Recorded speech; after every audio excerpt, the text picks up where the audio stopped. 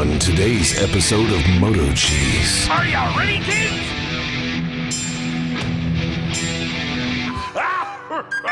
The following movie is rated I. What's up, guys? Well, I finally registered the rowboat.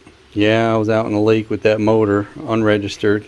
Didn't realize if you have any type of propulsion, whether it be electric or gas, no matter what size, I guess in Connecticut and New York, you have to have it registered. Now, I didn't get stopped and get a ticket. I didn't realize that until I looked into it. For those of you that are wondering, this is actually a 69 Viking rowboat. Model 12-52. Still has a foam.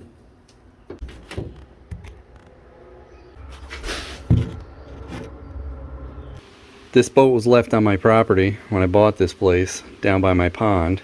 So I had to do one of those left on your property abandoned registrations. And it went through pretty easily.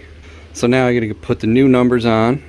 I actually have a Harbor Freight plastic ammo box. I'm gonna fold this under a little more and then bolt it under there so there's some place to put stuff. Storage. You gotta have life jackets, of course. I already have my little whistle here. The reason why I'm showing this boat and it's going to be registered is because I want to make something that can clamp on and off, that you can actually do the throttle, either twist or whatever, and then have a lever with a cable that goes back to the outboard motor that connects, that'll turn it and do the throttle and possibly put it in gear or neutral. It's probably a good idea. And of course you got to have a kill switch with a tether. Federal boating law, you have to have a tether that you wear when you're out on the water.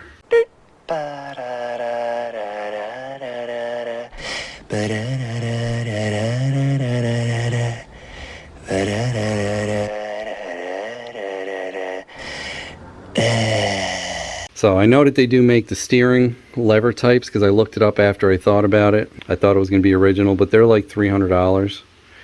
So I'm going to see if I can come up with something on my own. And while I was at the DMV, guess what? I registered the pontoon boat. That's going to be getting worked on again too. I love the pontoon boat so much in Florida. I got to get this one going. Let's get these numbers taken off, put the new numbers on. They definitely don't make stickers like this anymore. Jeez, these things are on there. Well, that's taking too long. Let's try this.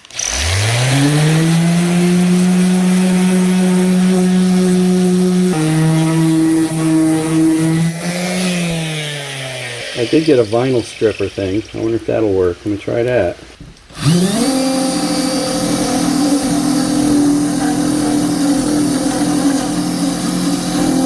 Nope. Let's try this.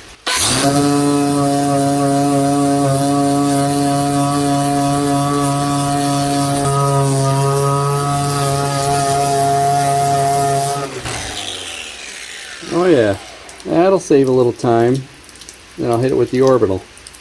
Well, that worked out well, but of course I wouldn't recommend it on fiberglass or painted surface.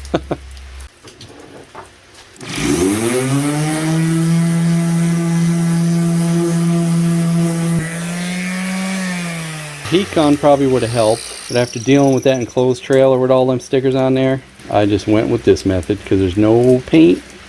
Welcome to my laboratory. Yes, it's messy. Yes, I have a lot of projects going on. Fun stuff. Black letter should be good. Can you guys guess what this was used prior? So I'm going with a little over 3 inches. U.S. Coast Guard recommends.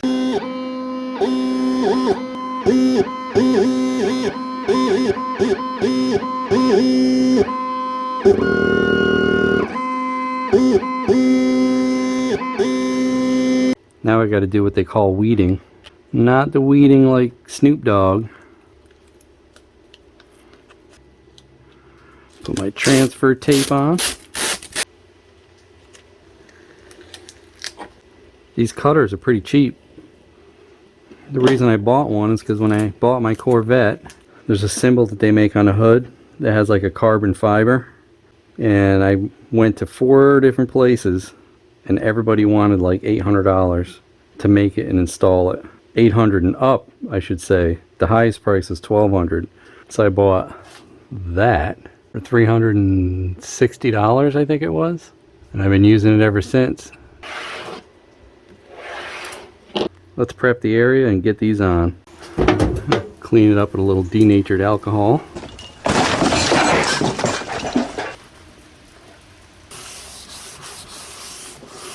I hope it sticks as good as it did before.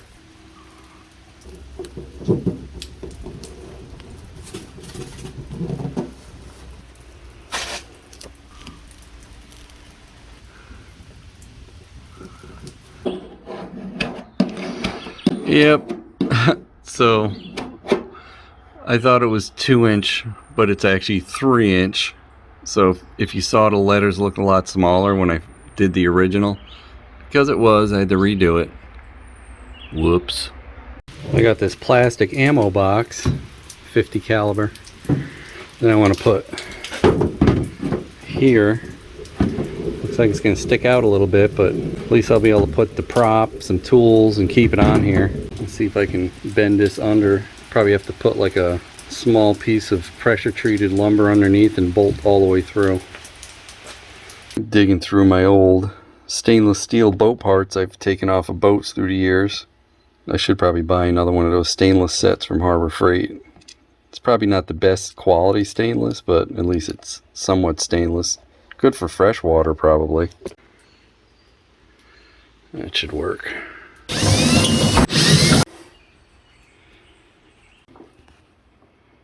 So I got it all bolted up.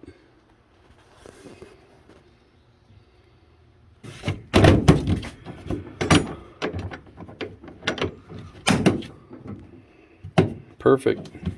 I could probably take that handle off.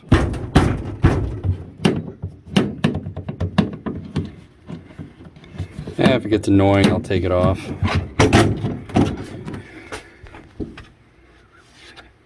It won't affect anything on the waterproofing. And now that that's on there, it's a little added flotation too. I'm a pretty fart smeller. Got my extra prop I'm going to keep in there. Flashlight. A knife. That's not a knife. That's a knife. And my 2-stroke gasoline. And I got plenty of room for more stuff.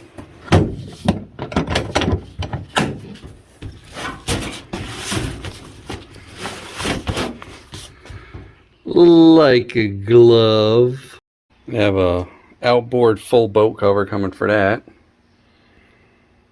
So when I put it in the boat, it doesn't get all beat up, because it's been getting a little bit beat up just letting it lay in there when I ride. And those outboard motors are expensive. And I looked into those Chinese ones. Some of them are 2-stroke, some are 4-stroke. But it doesn't have liquid cooled. It's almost like a big weed whacker with an end on it. And they still want like $350. I'd rather have a used one of these than that. And this boat will take a 10 horsepower. So if I ever find something a little bigger, maybe a 5 or an 8, maybe I'll put that on there. 2.5 horse though is so light. It's nice. I don't want anything heavy though. The nice part about this is this boat probably weighs maybe 60 pounds. So it's easy to manage. You can pull it up with that little winch. I'll just keep looking. Hey, don't forget to like, comment, and subscribe. We'd love to hear what you have to say. Hit that bell if you want new notifications on new videos. Links for products used are in the description and on MotoCheez.com. Thanks for watching.